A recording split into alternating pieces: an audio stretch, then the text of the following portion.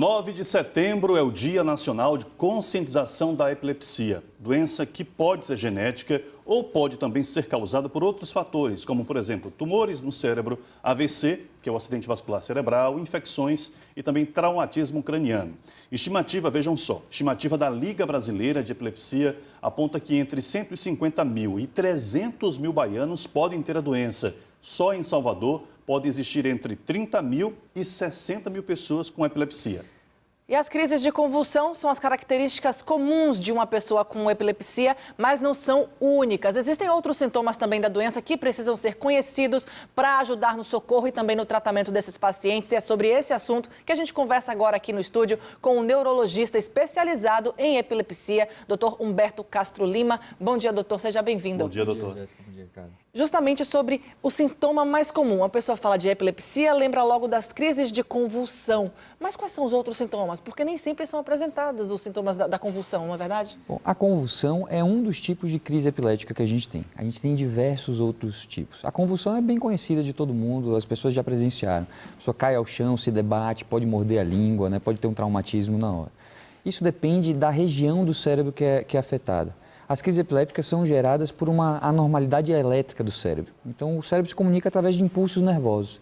Durante uma crise epilética, tem um excesso de atividade elétrica em determinada região do cérebro. Então, a gente trouxe aqui um modelo de um cérebro. Aqui é como se fosse meu cérebro, nessa posição aqui. Aqui é a região mais anterior do cérebro, a região mais posterior. Se o indivíduo tem uma crise que se origina mais na região frontal, que a gente diz, ele vai ter apresentação motora. Então, ele pode ter abalo de determinado segmento do corpo. Se ele tiver um pouquinho mais para trás na região parietal, que é relacionado com a sensibilidade, ele pode ter um evento paroxístico, né, de repente, de sentir uma sensação estranha em determinada região, no rosto, na mão, no pé.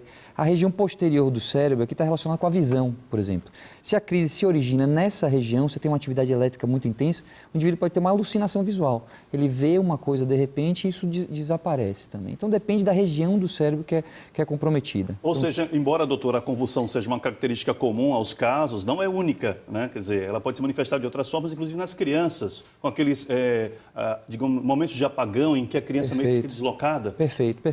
Então a gente tem as crises generalizadas, que a convulsão é um tipo de crise generalizada, e as crises focais, que foram essas que eu falei aqui. Outro tipo de crise generalizada comum durante a infância é a que acontece no contexto da epilepsia ausência da infância. A manifestação dessa epilepsia são crises de ausência. A criança está fazendo uma atividade e, de repente, ela para. Fica como se fosse uma estátua. Pode ter alguns piscamentos, fica completamente fora do ar. Você chama a criança, não reage. Isso pode demorar 10 segundos, 15, 30 segundos e a criança está totalmente fora do ar. Depois ela volta a fazer atividade. Isso acontece na faixa escolar, sobretudo, né? A partir dos 4 anos de idade a gente pode ver essa crise. Então é um fator que na escola pode levar a um atraso na escola, porque a criança pode ter centenas de crises dessas ao longo do dia. E felizmente é muito fácil de tratar. A gente identificando o tipo de crise e a medicação adequada para essa crise, 80% das vezes a gente consegue controlar bem as epilepsias. Agora, um tratamento para a vida inteira ou é sintomático? Apresentou o sintoma, tratou? Bom, a epilepsia é uma doença crônica, né? E a característica básica dela é que o indivíduo tem crises recorrentes. Então a gente usa a medicação para evitar que o indivíduo tenha crise. Na grande parte das vezes ele vai usar por muito tempo. Mas em algumas situações, como por exemplo na epilepsia ausência da infância, isso está ligado à faixa etária. Na adolescência tende a desaparecer e muitas vezes o indivíduo pode ficar sem medicação.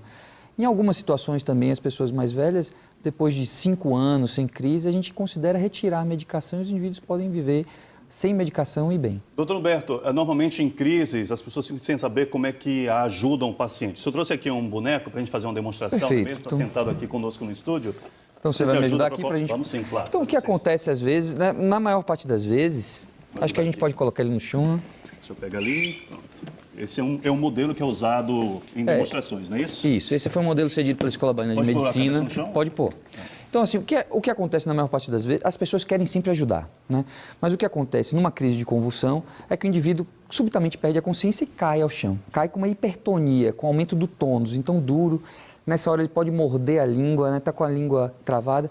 O que a gente, todo mundo quer ajudar, né, nessa hora. O que a gente tem que tentar fazer é não trazer mais dano para essa pessoa. E como que a gente ajuda? Então, se você presencia uma crise epilética, você vai se aproximar do paciente, tentar manter a calma.